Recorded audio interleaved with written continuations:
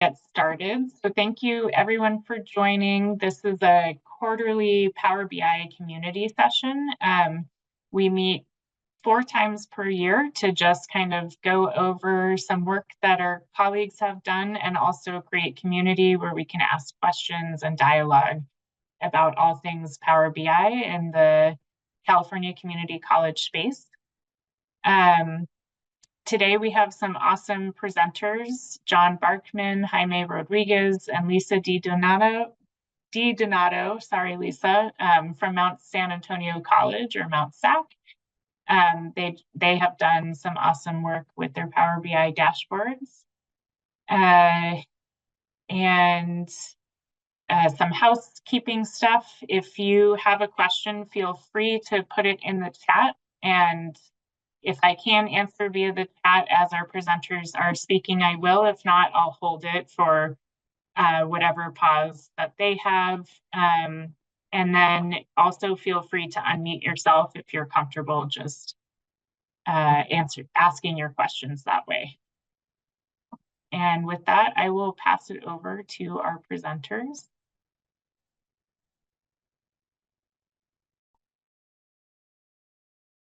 All right, thanks, Katie. Let me go ahead and bring up our slides. And John will be kicking things off for us here. All right, John, the floor is yours. Okay, sorry about that. Had a little interruption.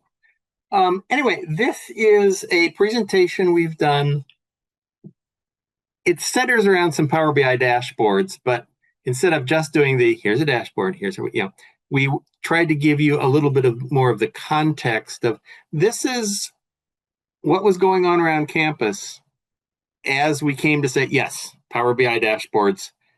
And then some, and here are some little background things, hopefully to help you do your dashboards. Okay, next slide, please. As I said, the context, want you to know about how we help the student programs in doing, ultimately, this is in support, the whole dashboard, whole effort is in support of their work plans. So how did what was happening on campus, how did that come together in this? We want to show you the dashboards.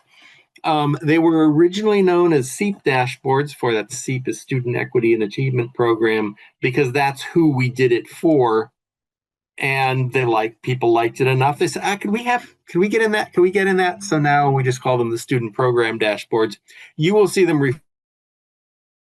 We'll share some of the aspects of designing them, and a little bit of slowly getting into the more geek stuff into some technical details at the end. Okay, so I think we'll go down to Lisa. Good morning. All right, so every good story has an origin story, and most origin stories are based on superheroes. I'm not saying we're superheroes, but all of us researchers are superheroes, providing data, sometimes super quickly at the speed of light. No, I'm just kidding. But yes, so the origin story of our SEEP are formerly known as SEEP dashboards, began with the 2018 Student Equity and Achievement Program, SEEP, as we all call it, coming down from the Chancellor's office. And I think that was a culmination of those 3 projects that you see listed below there: Student Success and Support Program, Basic Skills Initiative, and the Student Equity. All of those had culminated in this idea of the SEEP. Okay, next slide, please. And so if you recall, the SEEP program asked us to report out on those 5 elements: access, students who enrolled in a community college, transfer math and English, persisting from fall to spring, earning a degree or a certificate, and transferring. And so our college was trying to figure out how to deal with that. Next slide, please. And okay, so this is also another truism for us researchers. We were brought into this whole trying to track and provide the data back to the state a little late in the game. In fact, these pictures of these paper forms were sent out to all the programs that were going to be reporting on their progress on SEEP. And of course, that made us go, no, not paper and not open-ended, everything open-ended. So we came up with a solution. Next slide, please. Which was, of course, a form or a survey. We used Qualtrics. And so then what we did was we took those paper forms you saw and we built a survey that was a little bit, people kept, after they did it, they were like, this is awesome. This is so much better than a paper form, because they said it was like shopping on Amazon, which I thought was kind of cool. They said that because what we did was we took all of the areas that were being asked about, and we said, are you going to do this? Are you going to do that? Just click the ones that, you know, which ones you think you're going to do and which groups you're going to affect. And, you know, from our perspective, and all of you know, if we can get people to do close-ended, we'll get data that's easily tabulated, as opposed to when we get these open-ended, then we got to read it and figure out, did they mean this? Did they mean that? So this was lovely for us, but they liked it too. Next slide. Okay, so then after we got the data collected from the 30-something odd programs that had completed the form, we sent back, I generated with the results the same format as the work plan. I basically, you know, implemented or inputted that data in the form that they had already been sent, because at that time, that's how the VP of Student Services wanted it. So, and then after we gave them that, we helped them develop outcomes that were measurable. And we also produced an overall report of what people said they were going to do. And then we, after the dashboards were built, we went out and we started teaching them how to use them so they'd be able to report out on their outcomes based on the data that was in the dashboards. All right, next slide, please. Okay, now it's back to John. No. Yeah, right? Oh, I know. That's not my slide, so whoever's next. No worries. Yeah, I'm up next. We'll go ahead and thanks for that, Lisa. Yeah, now I will go ahead and show you the dashboards themselves. So we'll get to highlight some key aspects with the dashboards. Now, obviously, there was a lot of time and effort that went into the development of the dashboards, multiple hours of really just trying to figure out what is the best way to present the data in the dashboards, having people navigate through the dashboards, and I can go ahead and elaborate on that here in a bit. I'm just trying to pull up to, there's one key page I want you to see as well.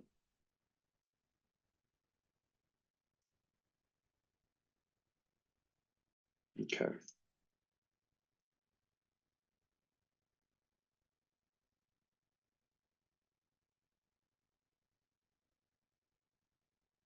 Okay, so I'm assuming everyone can see a SharePoint page where it says key metrics for student programs, parentheses, main page. Thank you for the thumbs up. Appreciate that.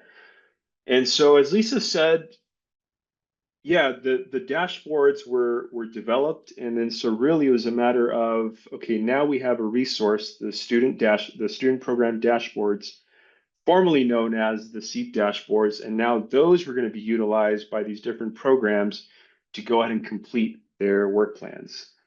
And so that is how they both connect and intersect. And that was the resource that we developed for them. The one thing I wanted to highlight, though, is that we did use SharePoint to house the dashboards.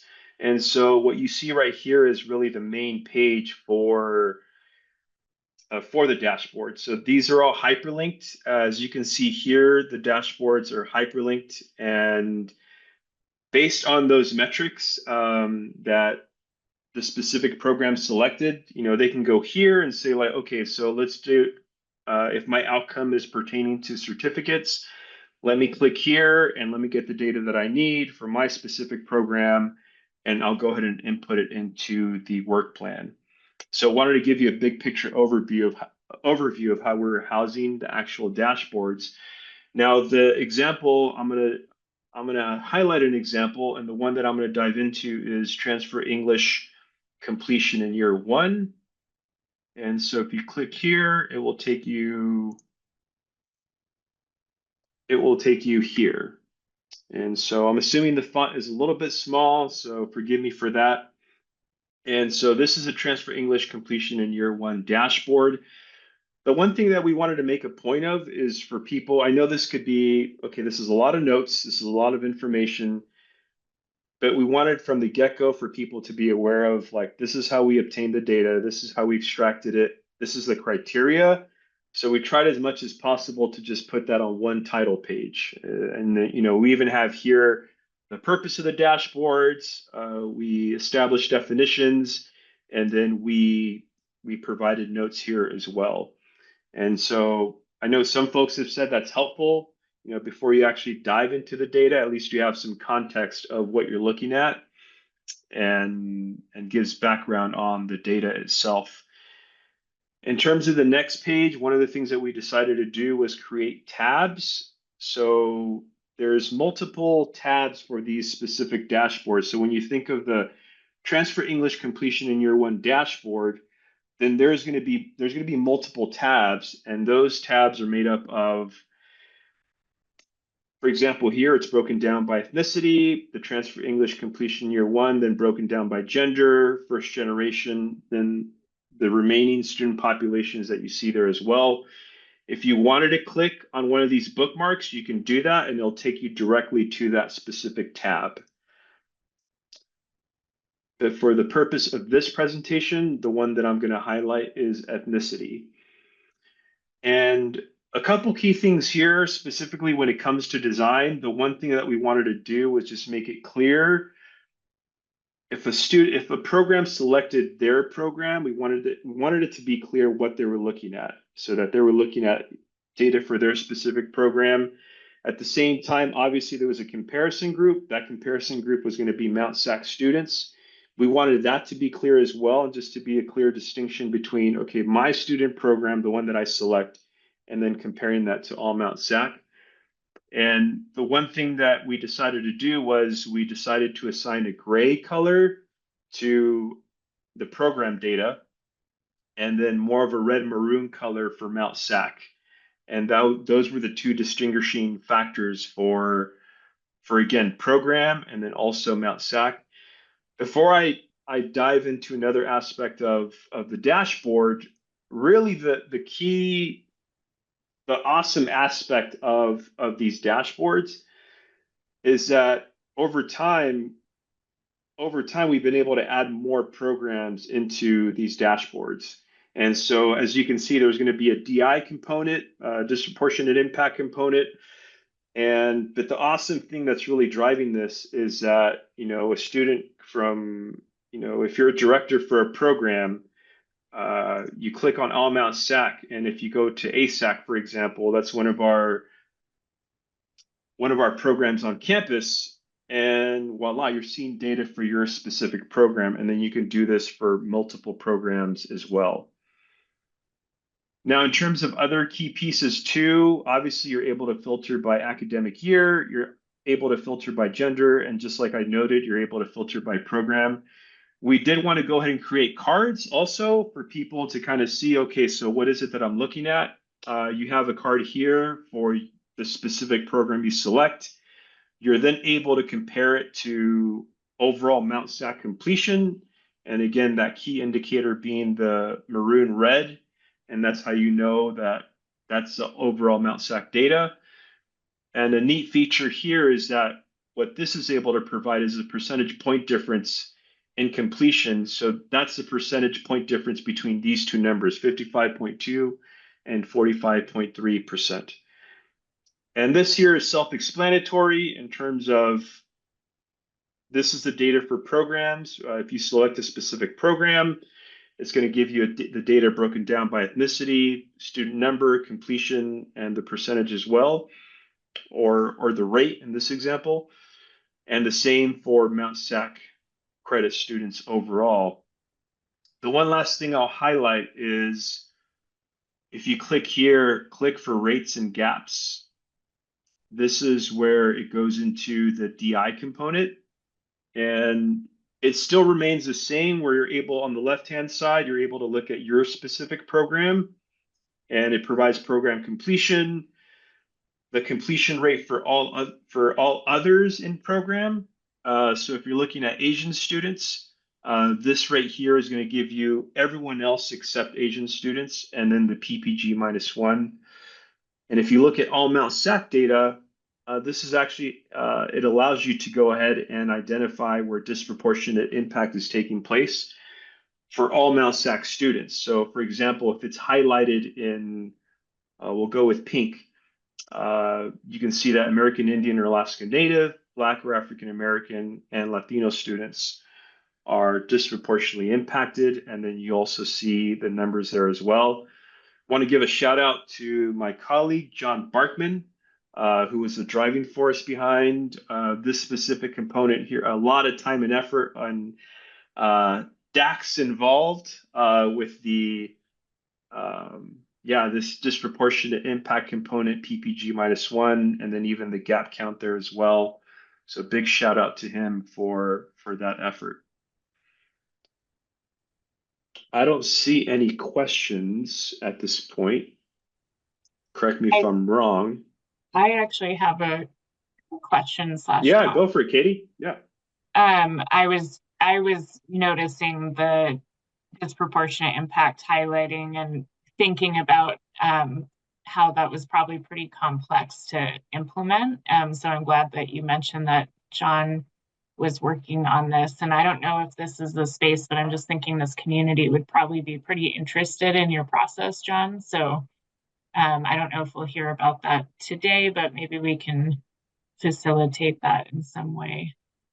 Okay. If we can distribute the PowerPoint, I have one slide that I'm not planning to talk about at all, but it is the code Awesome. which I used to derive that.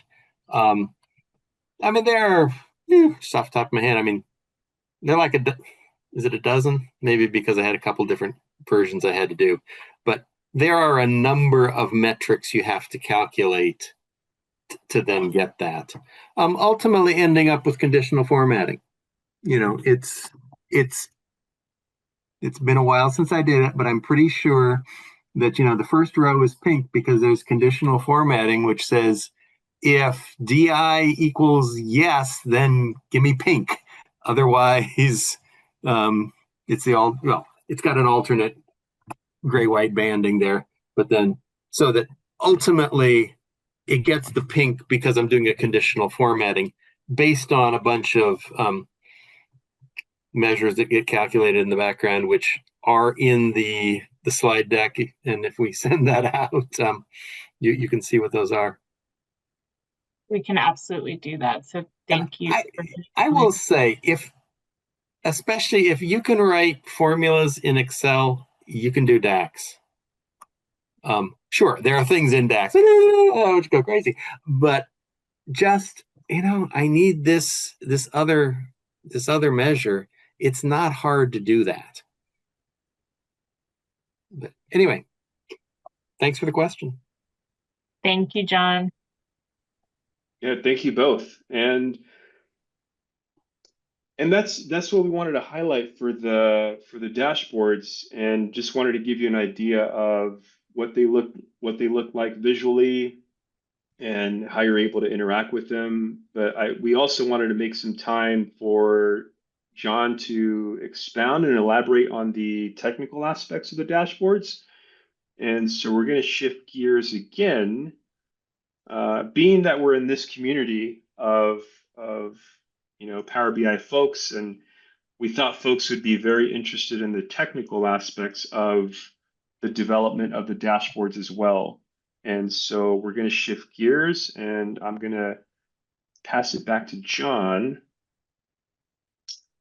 Okay, and get For us that. back to the PowerPoint thing. There we go. All yours, John. Okay, yeah. So one of the things I wanted to highlight is, what are you thinking about in terms of when you are doing a multi-dashboard project? We had 8 metrics. In the version that we were looking at, that meant eight different dashboards. Okay, next, click there. And on each dashboard, we had 8 demographics. That, you don't just jump in and start sloshing around. That 8 times 8 is 64. That is more than 1 hour per week. 1 hour on each of those is more than your whole work's worth.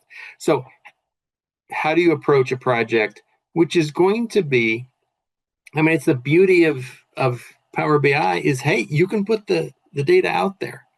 And something I don't really have in the presentation.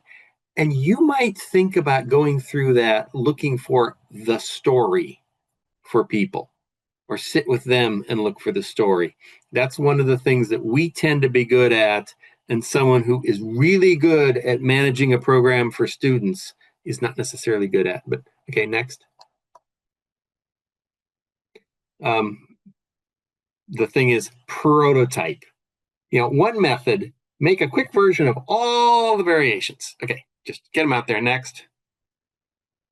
And then you go and make manual changes that are almost identical to all of those tabs, and then you make even more changes, and then you go and check it with the users. The second method, get one right.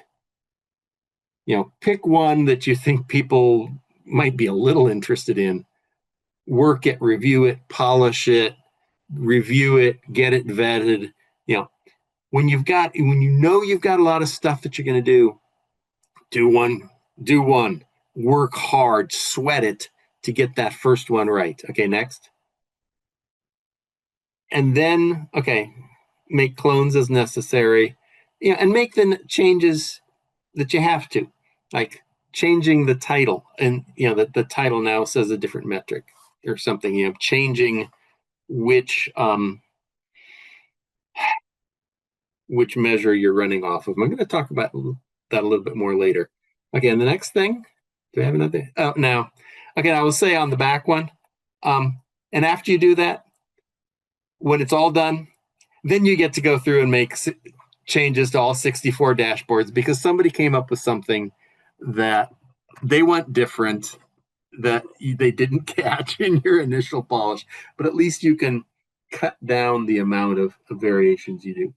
Okay, and the other thing to do as you are doing a lot of them, develop a style sheet. And by that, I mean a document. Mine's in Word. I could imagine doing it in Excel too, or whatever, where you say, okay, what colors are we using? Mount Sacs official school colors are burgundy and silver. That's what drove the burgundy and silver. But that's not necessary, and especially because we had a all Mount Sac category. People not so sure about that silver, but they know Mount Sac burgundy. But think through, what are you doing for your colors in the different categories? Figure out what your font size is, especially as you start going and making copies. Hopefully you're making copies, you're cloning, not making new ones, but know how big things are. Data layout. Which way does time go? Do you have the most recent here on the left where it's most important? Or do you sort of let time travel as we think in our culture's writing from left to right? Think about that. How many years of data are you going to put in? I'll just put in my own little bias. I have seen an enormous number of 3-year trends that do not exist in 5-year data. But think about that, write it down. I think going to another slide. Okay, design elements, what are the data labels? I use a background of a 50% white. That means that when the background is on top of something, you can see it, and when it's not on top of something, you don't. Anyway, do your axes go from 0 to whatever, or do they expand so you can see the difference between 63%, and we got up to 65% this last year? Woo! Okay, there's no way you're seeing that on a 0-based. Anyway, these are some of the kind of things you want to have in your style sheet. I mean, you can just keep clicking on. Okay, yes, ADA compliance. This is going to be public facing. You need this. And every element in that dashboard needs a title, and don't use the default. And I mean, I really mean it. Text box 7. You all know what that one has in it, right? No. You want something which,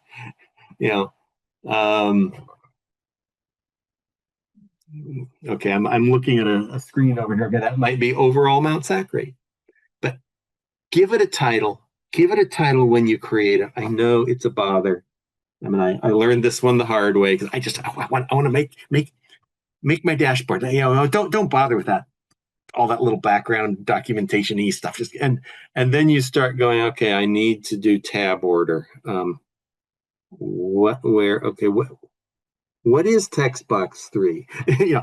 Give it a title and come up with your scheme for how do you name them? How do you name titles? And what's the alt text you're going to use for page titles, for your college logo, things like that.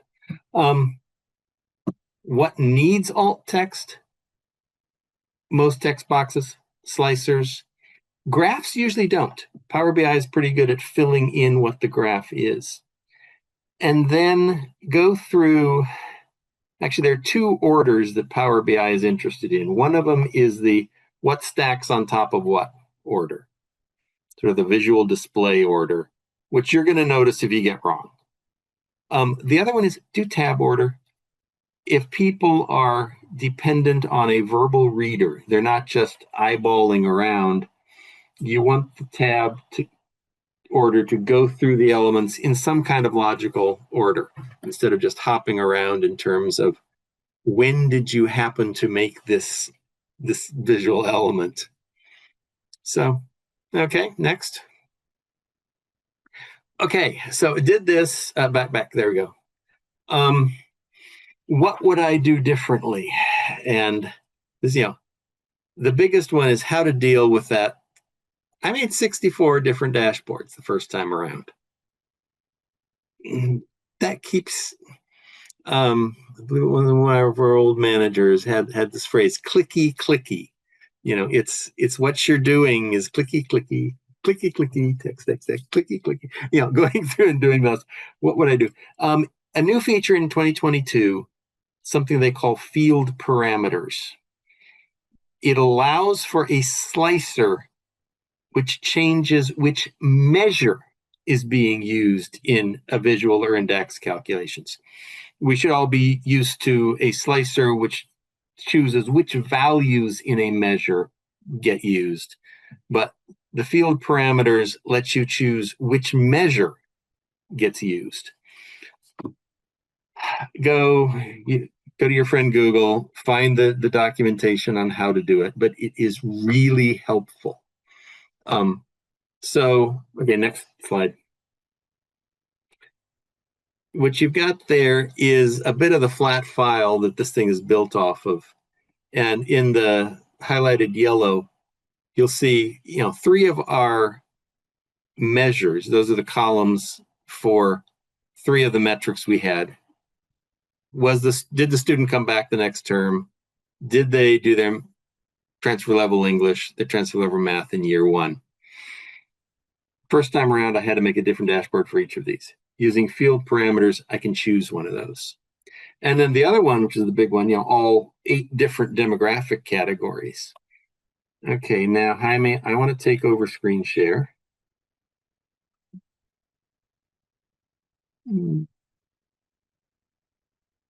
Go. So what you're going to see is this is a new dashboard coming up.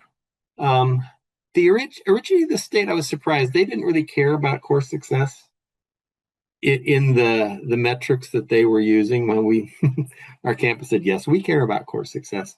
So this is late.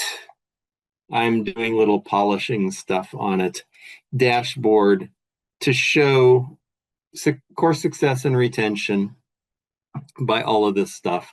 And the other little part that we're adding is we not only have the overall amount SAC as our comparison, we're also going to a program-specific comparison group so that math does not have to compare itself to the whole campus, because math is a hard subject and their success rates don't look as good as the whole campus. But if you're the math support center, you probably want to compare yourself to non-support center math students or whatever.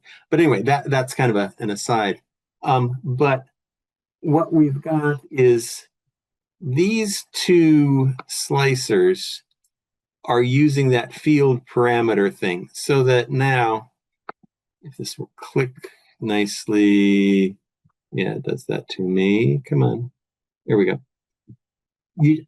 Instead of shifting to a new tab, which I had to build separately, which I have to maintain when someone says, yeah, could you change the font size on that? Yeah, okay. Now I'm only changing 1 tab, but I have more than 1 metric on it. Or I can, let's go over this. So I just do that, and using the field parameter feature, I'm getting what used to be either a whole new dashboard or at least a new tab in the dashboard.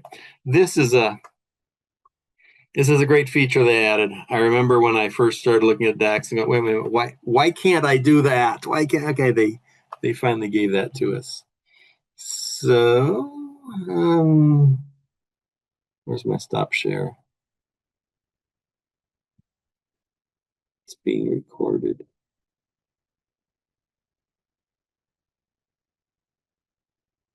There we go. So that's one of the things that Power BI has added, and which I really appreciate. If you've got things where you say, I'm doing a whole lot of the same thing, only different, think about using field parameters. Okay, I think next tab, or next slide. Yeah, that's your little bonus content. There's a bunch of, it's a bunch of DAX. It looks complex because I'm building each element of the calculation at once, but you're welcome to go look through it. I'm assuming you can get somehow we'll get the slide deck to you. Okay, next. And any questions?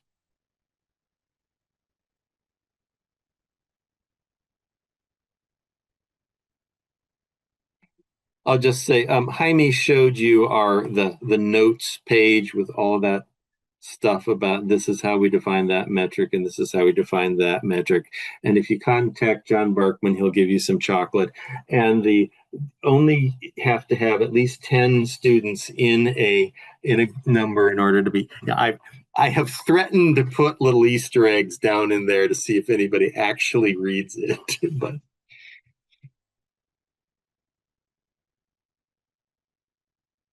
say okay. I'm not seeing questions. I don't think I'm seeing everybody's hand. Okay, going on.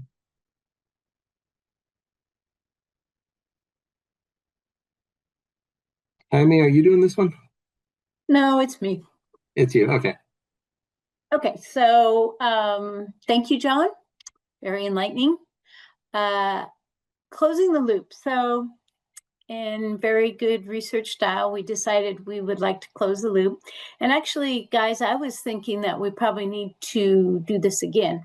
So we wanted to know, are people using it? And if so, what can we improve upon, and so on. So next slide, please.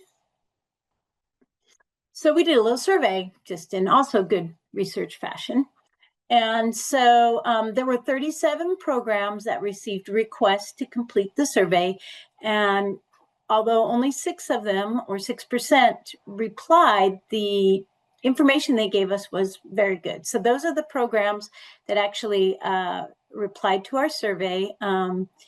And 91% of them said they had used the dashboards in their work. Now, this we did, gosh, a few years back. So that's why I say I think we should repeat this and see if people are still using, because actually we have done a number of trainings across campus, and I can't speak for Jaime and John, but I frequently get questions and hop online with people and refresh their memory how to use the dashboards. So I do know they are being used. All right, next slide, please. So, so you can see we asked, well, how are you using our dashboards? And it warms our heart to know that they said to better understand their program and their students, because, oh, that's just great, they're using it, but also to cover some other things that they have to report on or in presentations. Next slide. And then we asked them, how easy is it? Look, nobody said it was difficult or even slightly difficult. That made us happy. Next slide. And the same thing, understanding. That seems to be easy to understand, which also was our goal. And we were glad that we met that goal. Next slide. And then using the dashboards to report program efforts. And so again, somewhat easy and extremely easy. And these are mostly student services folks reporting. So that is also a very good thing. Next thing, next slide to me. And then this was really nice as well. So have you utilized the dashboards to make progress in closing equity gaps? And, 7 of the 9 folks that answered this question said yes. And that's fantastic, right? We don't usually get that kind of feedback from the work that we do. Next slide. And then, we had a little open-ended comments. And so you can see in the last of this one, I have also utilized the dashboards to create and modify staff trainings to close the equity gaps. That, again, part of why we do the work that we do is we want to have an impact and help improve, how we teach and help students to achieve their academic goals. And it would seem that folks are using this in ways that will help with that. All right, and next slide. And then we did have 70% said they were interested in training, which we have provided, as I said, periodically. Next slide. Okay, now this is sort of more, if we want to talk about it. Has your office developed similar equity dashboards? If so, what metrics, data, and information is in your dashboards? And, if anybody wants to answer any of these questions, unmute. And what are some examples of how your dashboards are being utilized at your college, and what key dashboard design recommendations or general recommendations do you have in light of dashboards you have worked on at your college? So anybody want to respond to anything on there? Not required, but if you'd like to. I'm going to pick up something, a little conversation that's happening over in the chat here. The suggestion of using some of the AI options to generate the DAX. Okay. And probably, yeah, as you get more complex DAX, that could be useful. Okay. Anything else? Thoughts?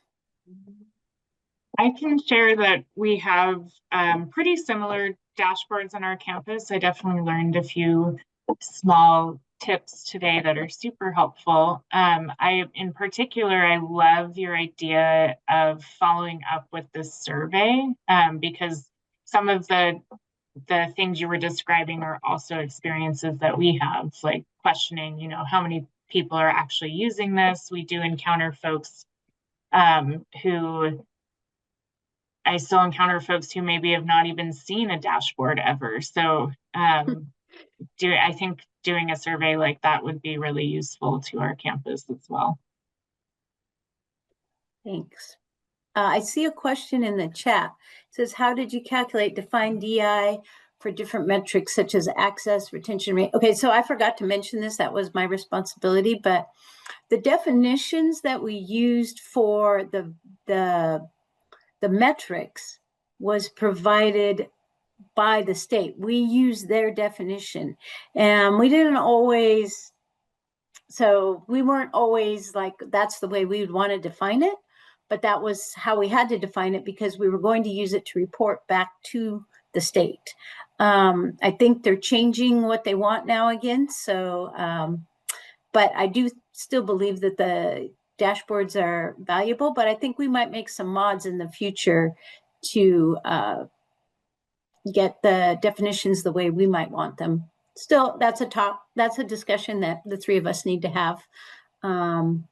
Yeah, I think on the technical side, when you look at the screen I have, it gives the derivation of the DI for a specific metric. What is in the the dashboard code that gets duplicated for every metric. Now, in the one I just showed you, which only has 2 metrics, but still, field parameters, essentially, that calculation is based on how many students are in there, how many students succeeded in what you're calling your group and what you're calling your comparison. So you've got basically 4 numbers as the base. The field parameters let me essentially soft code. Instead of having to say, cohort retention, cohort group retention, and cohort all-NATSAC retention, I just have cohort retention, whatever you chose.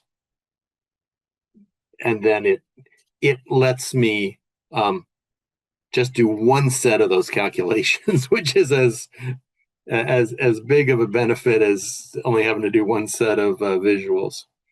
But yeah, good question. There's another mod that I'm hoping that we'll be able to make in the future. And if anyone knows me, they know this is sort of my soapbox thing. But yeah, see, John already knows what I'm going to say. So that we will disaggregate the data for race and ethnicity so that it's not the 2 or more crumminess from iPads.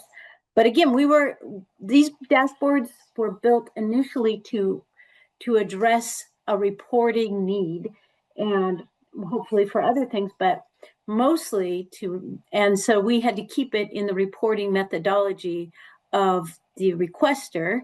But now I don't think it's necessary to do that. And so I hope that we'll be able to disaggregate that data. That's probably a topic for another meeting is, okay, what is your ideal reporting methods for ethnicity? Because what Lisa is describing is a situation where if you add it up, you get more than 100. If you add up the percentages that are in each ethnicity, you will have more than 100%. Correct. Which is, I think it's the way the world is, but how do you do it from a data and reporting side? One of the things I'll say is that running these for a few years, we do an annual training. I mean, I was just, well, and perhaps for different groups to teach the new manager. I mean, I've been in this profession for, oh my gosh, is it a quarter century now? And the question that I ask the people who show up at conferences and do reports on things like that is, are they still using it? And how, if so, how? And for groups where the managers, whoever are still using the tool, the answer is always, we do constant training. You roll it out, you get people, they love it, they use it, and then they go on to another college and they get replaced. And you have to keep training people both on the mechanics and the big logic of how do you use this stuff.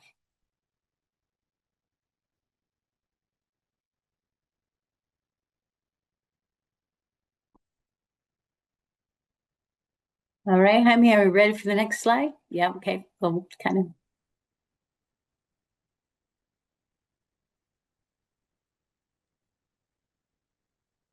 Any other questions that folks have?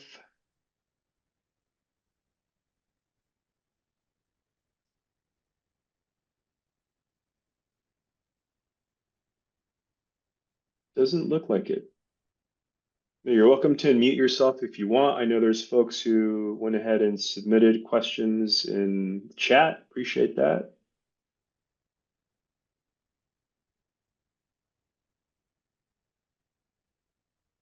If there's no more questions, I want to thank you all for your time.